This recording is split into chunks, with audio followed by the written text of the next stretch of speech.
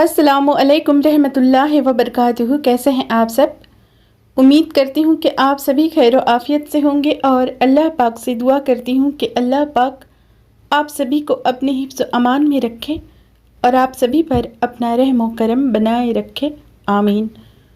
Friends, میں ہوں منیزہ پروین اور خوش آمدید کرتی ہوں میں آپ سبھی کا اسلامک چینل پہ۔ پھر پریشان نہیں کرتی ان کو زندگی کی ٹھوکریں، جنہیں اللہ کا نام لے کر سنبھل جانے کی عادت ہو، اور پھر ہر تکلیف کا عقدی حل سجدہ ہی تو ہوتا ہے۔ زندگی کی ٹھوکریں یوں ہی ہمیں گراتے گراتے اس مقام تک لے جاتی ہے جہاں ہم تھک جاتے ہیں، نہ آنسو بہانے کی ہمت رہتی ہے اور نہ ہی کوئی لفظ منہ سے ادا ہوتا ہے۔ جسم میں کچھ بھی کرنے کی شکست باقی نہیں رہتی، اور روح اتنے بے سکون ہو جاتے ہیں کہ کہیں بھی چین نہیں پڑتا۔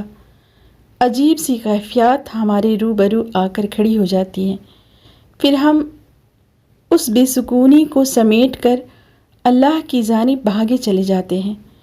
پھر ہم نہ ضد کرتے ہیں اور نہ روٹھتے ہیں اور نہ ہی کوئی شکوہ کرتے ہیں۔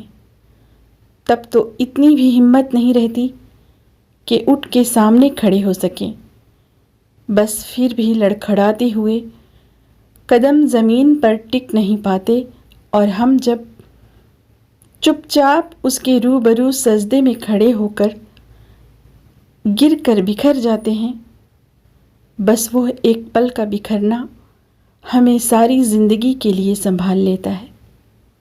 ایک ندامت بھرا آنسو ہزاروں کہکہوں پر معتبر ٹھہرتا ہے۔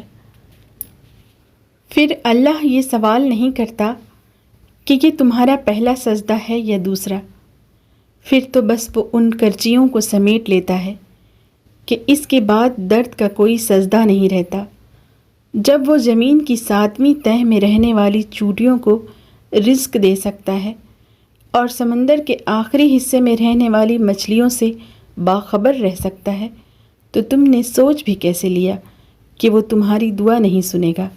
وہ سب سنتا ہے، سب دیکھتا ہے، وہ سب جانتا ہے۔